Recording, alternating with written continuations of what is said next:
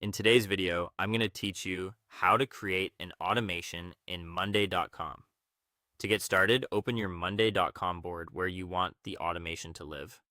Make sure you're on the correct board before you begin, because any automation you create will apply specifically to that board. This is important if you manage several projects or workflows, since setting it up in the wrong place can create confusion later.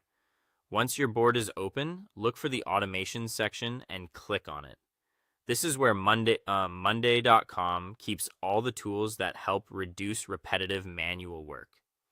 Automations are designed to save time by making certain actions happen automatically when a specific condition is met, so this area is where you'll build that logic.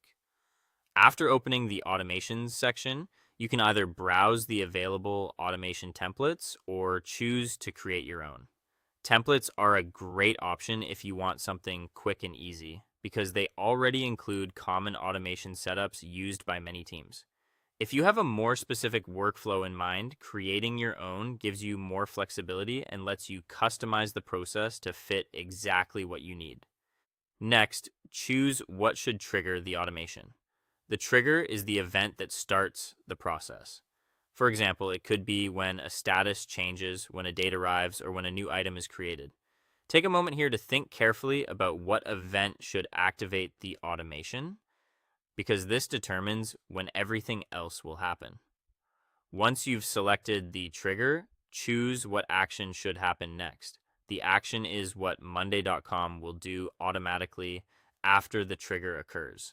Depending on your workflow, this could involve updating information, notifying someone, moving an item, or performing another task inside the board.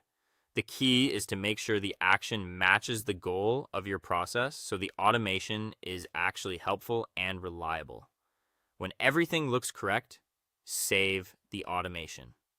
Saving confirms your setup and activates the rule so it can begin working on the board. Before moving on, it's a good idea to quickly review the trigger and action one more time to make sure there aren't any mistakes. Finally, test the automation with a sample item. This step helps you confirm that the trigger works properly and that the action happens exactly as expected. Testing before relying on it in a real workflow can help you catch small setup issues early and avoid problems later. And that's how to create an automation in Monday.com.